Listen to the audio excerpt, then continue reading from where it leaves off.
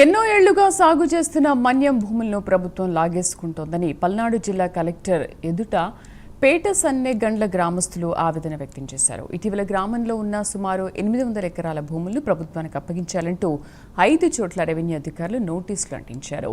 లక్ష్మీ నరసింహస్వామి దేవస్థానానికి సంబంధించిన భూములుగా నోటీసులు అంటించారు. భూములు లేకపోతే తాము జీవనోపాధి కోల్పోతామని కలెక్టర్ ఎదుట గ్రామస్తులు మొరపెట్టుకున్నారు. విచారణ జరిపి న్యాయం చేయాలని కలెక్టర్ను విజ్ఞప్తి చేశారు. పేట సన్నిగండ్ల సింగరెట్ల తండ మాచర్ల నియోజకవర్గం. మేము వేల సంవత్సరాల నుంచి ఆ భూమి సాగు చేసుకుంటూ జీవనాధారం చేసుకుంటూ ఆవులు మేకలు గేదెలు మొత్తం అమ్మేసుకున్నాం సార్. ఇదివరకు ఉన్నాయి ఈ పొలాలు చేసుకుంటూ బతుకుతున్నాం. గజాపాలనే మాకు జీవనాధారం. నెంబర్ 1 to 27 అంటున్నారు. బ్లాక్లు ఏంటో అయినా మాకు తెలియదండి. మా రైతులకు కావాల్సింది అక్కడ పొలాలు మావి. ఏ సర్వే నెంబర్లో ఏంటో మాకే తెలియదు.